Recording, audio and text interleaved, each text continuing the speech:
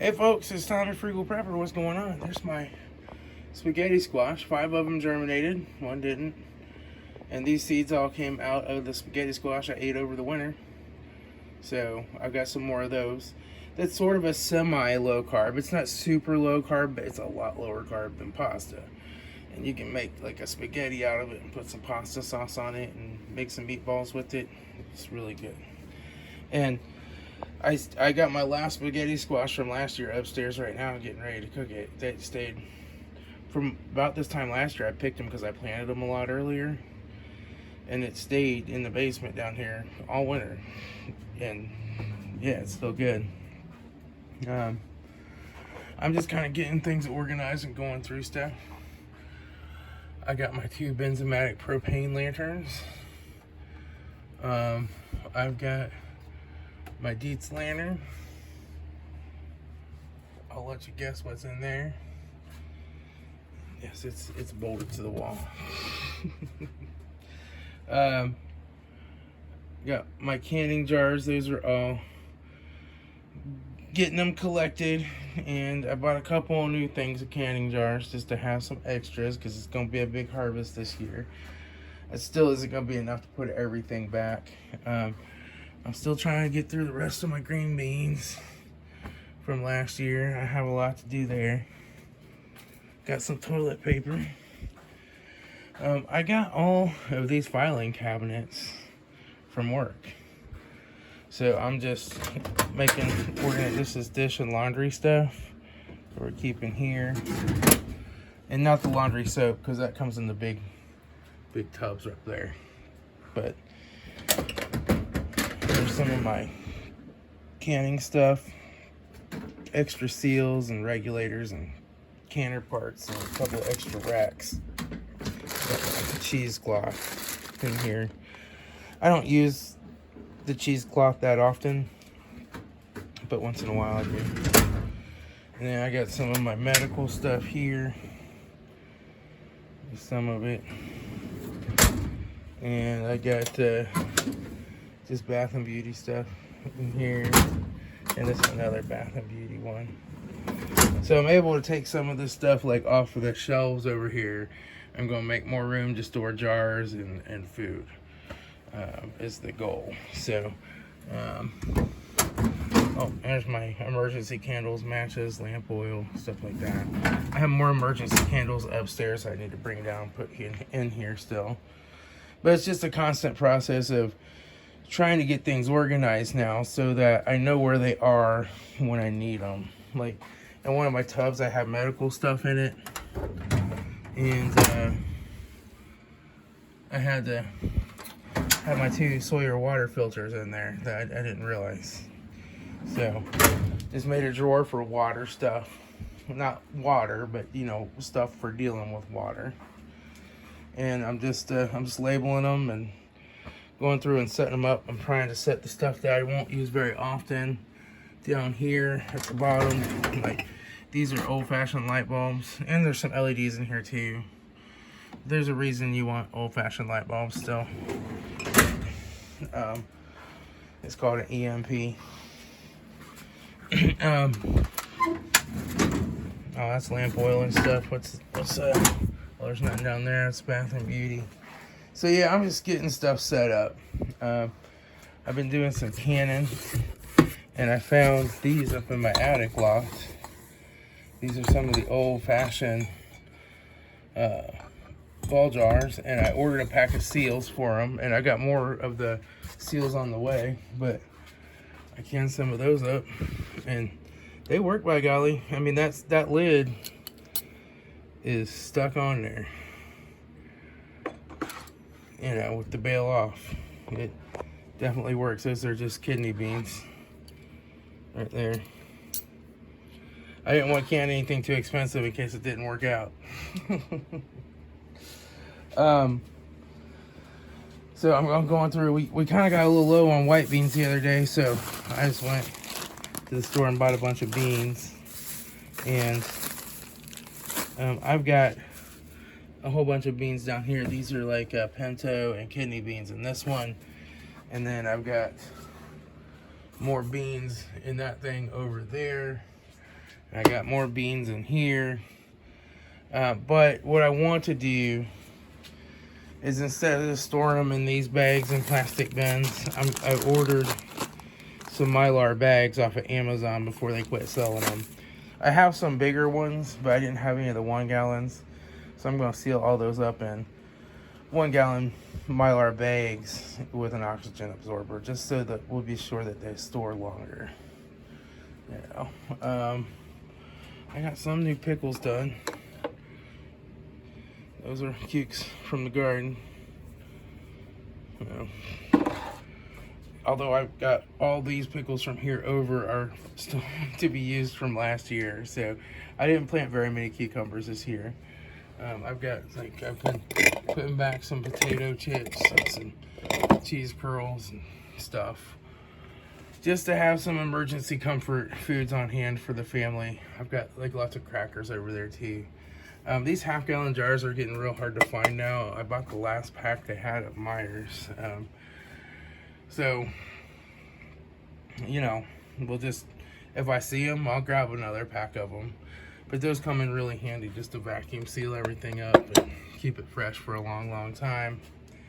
I know one of these jars has my clear gel in it. There's coconut flour,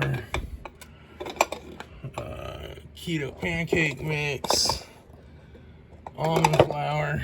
I gotta find my clear gel here pretty soon because I'm gonna be making some apple pie filling. I'll have to figure out which jar I put that in, but yeah, you want to keeping track of stuff sometimes is hard. But yeah, I'm just getting organized, and getting things ready.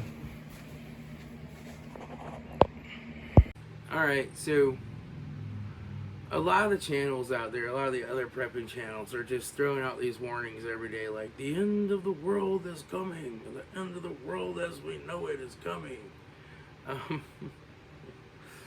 Look, I'm not that kind of prepper.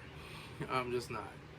I generally believe that most likely what's going to happen tomorrow is the same thing that happened today, right? And the change happens slowly and changes from day to day. Yes, there can be a war. There could be a nuclear explosion. There could be an EMP attack. We could go to war with Russia. We could have a complete monetary collapse and go into a deep depression where our money's worth nothing. But most likely that's not going to happen. Now, do I think things are going to get tough for a while and things are going to cost more? Yes, that's what happens when you print a whole bunch of money for your pet projects to fund them, and you give a tiny little sliver of it to the American people and call it stimulus. That's what happens, right? You're putting water in the soup, so now you got to eat more soup to get the same amount of food, and it's just going to take a while for people's pay to catch up with what they're paying, right? Like, you may have to change jobs, right? Because your old job just might not give you a raise to equal what you're spending, and you might have to go to a new job that is willing to pay you, and then they'll have to hire somebody else and pay them more.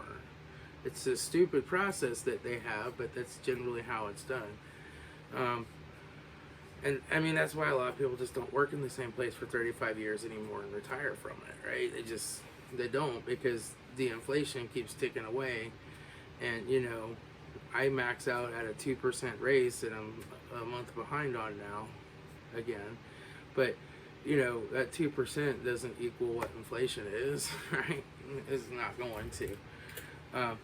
But I'm in a position where it doesn't make much difference. You know, gas could cost $10 a gallon tomorrow. Won't really affect my daily life that much. I mean, I have savings, I have investments, I have liquid investments, I have money I could dip into if I needed to, but I don't use that much gas. But all the crop shortages going on in the Southwest, that's a problem. That drought is really getting to be something.